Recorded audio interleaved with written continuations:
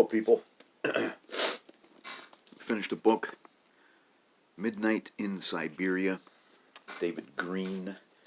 He's the host of NPR's Morning Edition. I've read other books by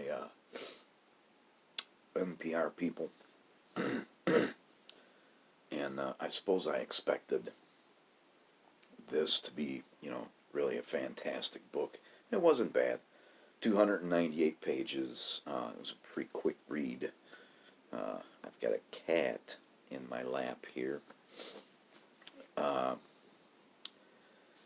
It was about his experiences in Russia.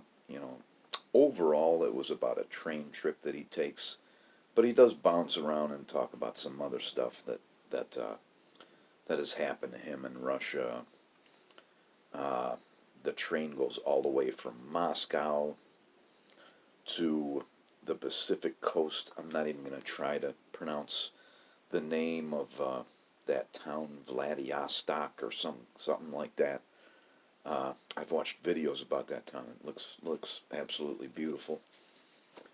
I got a little bit of notes here. trying to pet the cat while I'm doing this. And it looks like I'm only going to do a little bit of reading. The first paragraph on page 108. Oh yeah.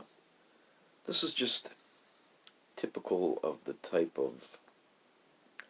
I'm always asking for details in my books, and the more details you can give me, the better.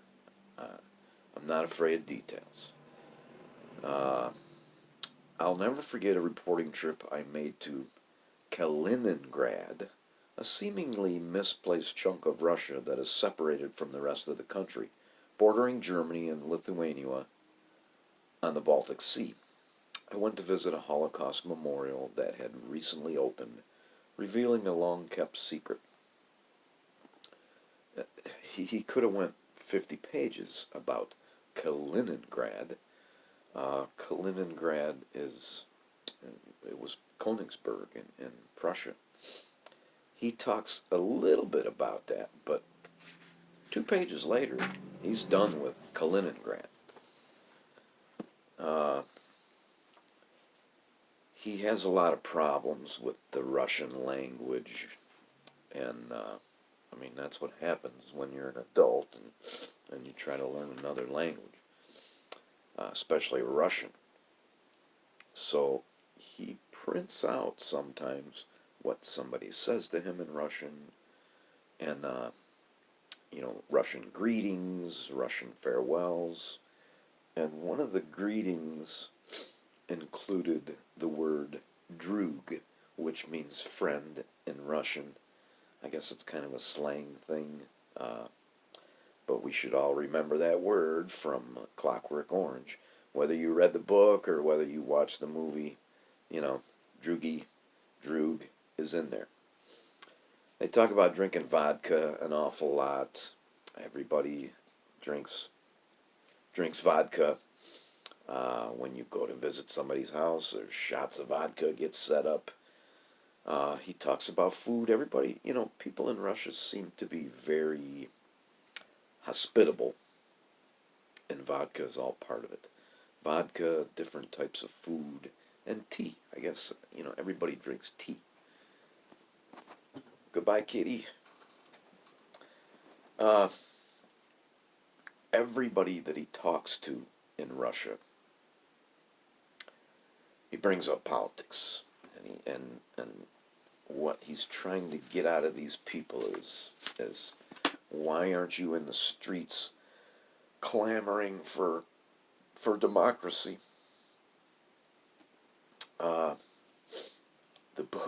This book is pre-Donald Trump. This was written in 2014. So I wonder if he's if the guy is still so certain that our political system is superior to the mishmash that they have in Russia nowadays. and and I wonder if the Russians' replies to his questions would be the same now. I don't think they would. I think the Russians would just say, "But you got Donald Trump."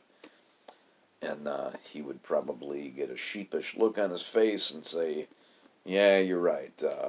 Pour another shot of vodka." Part of his journey goes to Lake Baikal, and it's the same with Königsberg. He gives very, very few details about Lake Baikal, which is just an amazing fucking lake.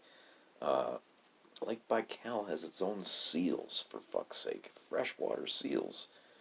And he does talk about the seals, but only in regards to there's some kind of a circus there where the seals perform for you. That's all he has to say about the seals. Uh, then I have first sentence, page 28. Uh, Dmitri picks me up my hotel in the afternoon. The sentence is missing the word at. Dmitri picks me up at my hotel in the afternoon. That's the way it should read. There's a dozen sentences in this book that are missing words, or a word should be plural and it's not. Uh, I don't know. You take the time to write a book. How can you let embarrassing little typos like that go? Especially when there's a dozen of them. You know, I read a 600-page book and I don't find any typos. Anyways, this is another book that's like a palate cleanser for me. I've read a couple of 600-page books in a row. I'm actually started on another one that maybe, just maybe, is getting interesting. I'm about 85 pages into that one. I suppose I would recommend this book. Now, if you're interested in